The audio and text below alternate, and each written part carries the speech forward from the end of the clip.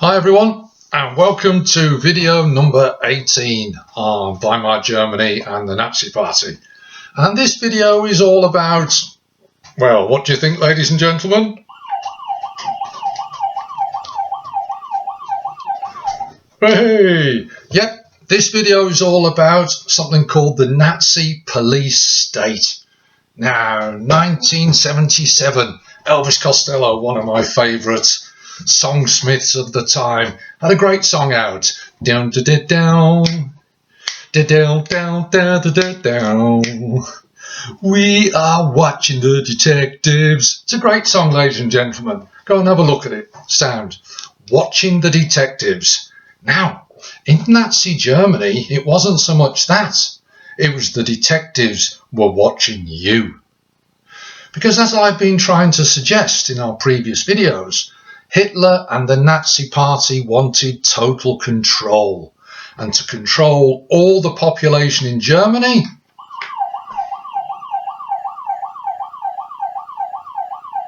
they needed the police. So the police state. This video will try to explain to you how and why the Nazis successfully set up such a controlling police state in Germany. Now, there are four main points for you to learn. Point number one, the SS, the Schutzstaffel, wore black uniforms. They were Hitler's protection squad when they were first set up in 1925.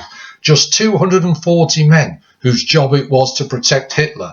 Remember, at that time, it was quite a violent time. They wore the black uniform, so they were different to the SA, the brown shirts. Set up and led by a man called Heinrich Himmler, 1929. Himmler became the leader of the SS. Total obedience to Hitler and Himmler. By 1934, it had risen to a membership of 50,000. By 1939, the start of the Second World War, the membership was 250,000. They were used in the Night of the Long Knives. Remember that from a previous video, 1934, when Hitler sorted out and wiped out the threat from the SA and killed people like the leader, Ernst Röhm. Well done. So the SS were used to remove all opposition to Hitler. They were very much into this idea of racial purity. In the early days, you would not be allowed to join the SS even if you had a filling, because you're not pure. They set a very high benchmark and followed Hitler's ideas of racial purity. Even in who to marry, they could only marry certain people, certain German citizens.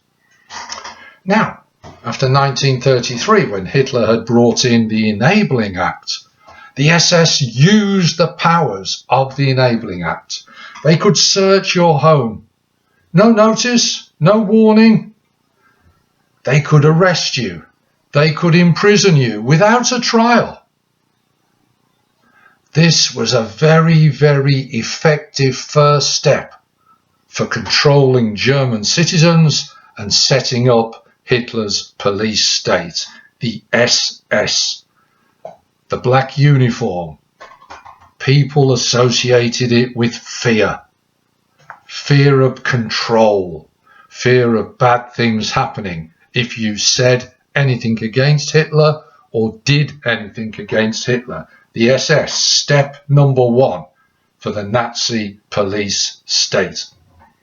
Now, step number two. You can see, obviously, that I'm a police officer. Something gives it away. But, ladies and gentlemen, if I remove the helmet, now I'm just here, in my usual clothing. Is there anything here which would show that I am a police officer? No.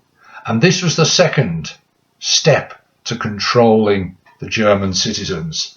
And it was the setting up of the Gestapo, the secret state police. Their job was to protect public safety and order. That was their mission.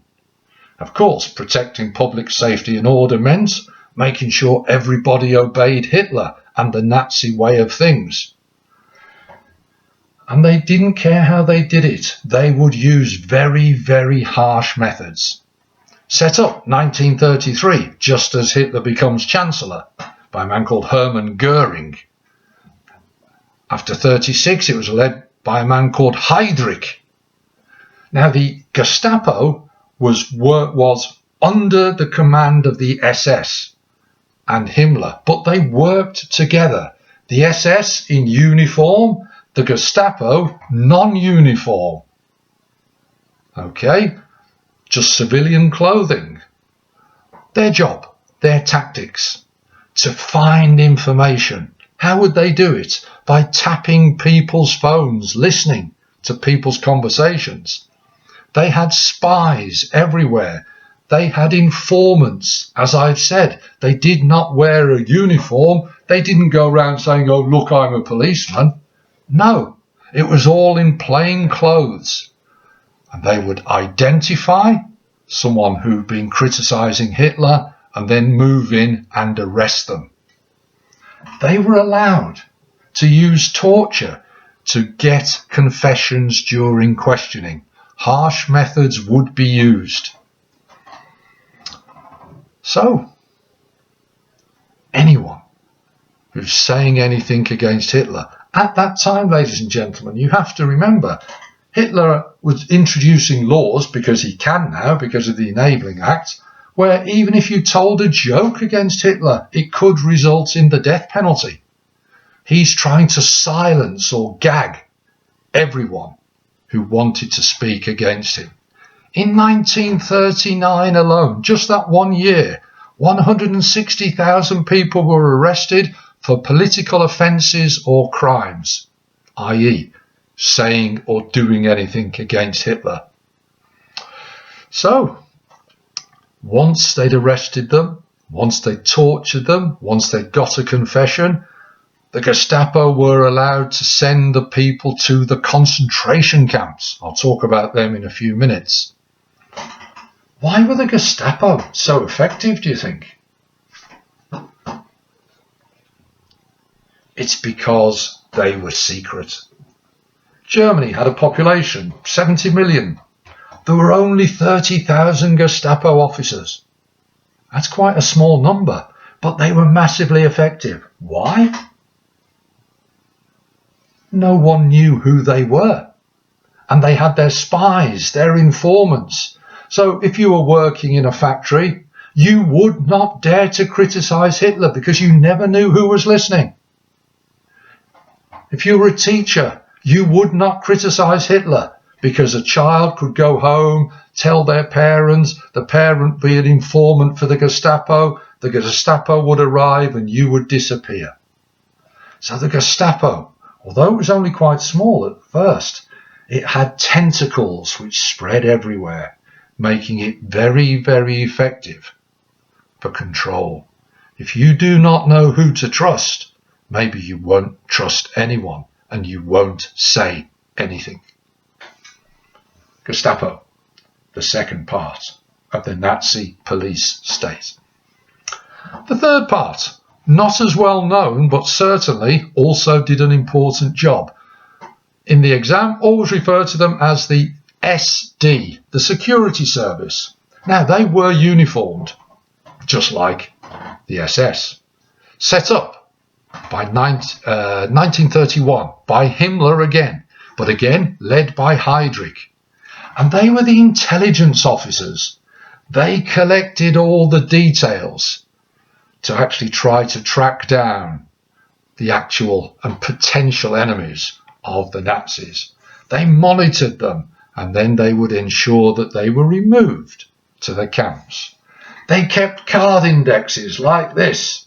Imagine writing down, O'Toole, what does he do? Makes videos on YouTube. What else does he do? Sings songs in a terrible voice. What else does he do? Tells unfunny jokes. So they would keep a record of everything that I was doing. And the SD had very, very extensive records of all opponents in Germany of Hitler and the Nazis, whether they were in Germany or whether they were abroad, whether they'd actually fled the country. And all of these records, these card indexes, were kept in their central office, Braun House, Munich, the headquarters of the Nazi Party. So that's the third group, the SD, keeping all the paperwork to track down the enemies of the Nazis. And the fourth and final stage of the police state, I've mentioned it earlier, the concentration camps. Now, those of us who study history, we probably know the concentration camps more. They're probably more famous for the terrible events that actually happened in World War II, when millions of people, the Jews and others, were sent to their deaths in the concentration camps or the death camps. For example, Auschwitz is obviously one of the most well known. But the concentration camps were used in Germany before the war, and they were used to keep contained, locked up all the alleged enemies of Hitler and the Nazis. Set up 1933, after the Enabling Act again gave Hitler the power. All political opponents of the Nazis will be sent to a concentration camp. Dachau was the first one to be built, but others followed, very well-known ones, for example, Buchenwald or Sachsenhausen.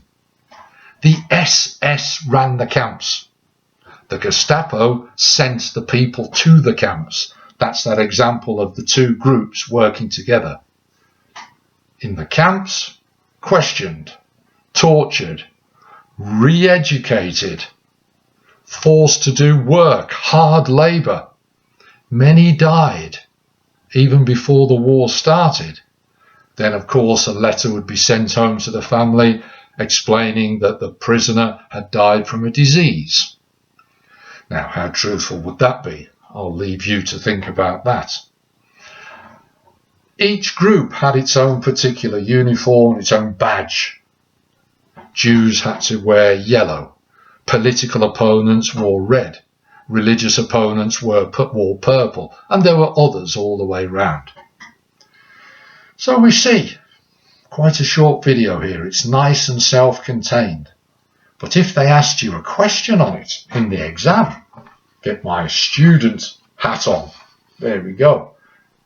What question could they ask you on this? Well, here's one.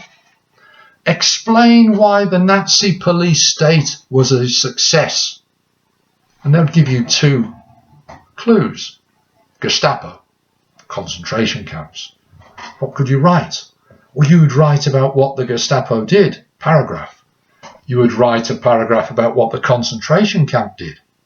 But then you could bring other information from this video. You could write a paragraph on the SS. You could write a paragraph on the SD. So you could do 4 paragraphs. What would you put in there, apart from the detail that I've given you about what each section actually did? You would have to mention fear. People were afraid, so they were controlled. The police state is successful. You could also mention, because of all the problems and the violence of the 1920s and 1930s, many Germans wanted strong measures. So many people approved of what Hitler and the Nazi police state was doing. Not everyone would be opposed to it. Many people welcomed it, so they would allow it to happen. You could mention that. Explain why the police state was a success. Use this video, and I'm sure you could get good marks on a question like that. So, ladies and gentlemen, we've seen the Nazi police state. We've seen Hitler trying to control people using fear and terror. There is another way to control people. Indoctrination, propaganda, persuasion. But that will come in another video. So, I'm off to listen to some music. I think I might put a band on called The Police. Hey! Superb. As ever, I hope it's been useful. Next video coming soon. All the best now. See you later.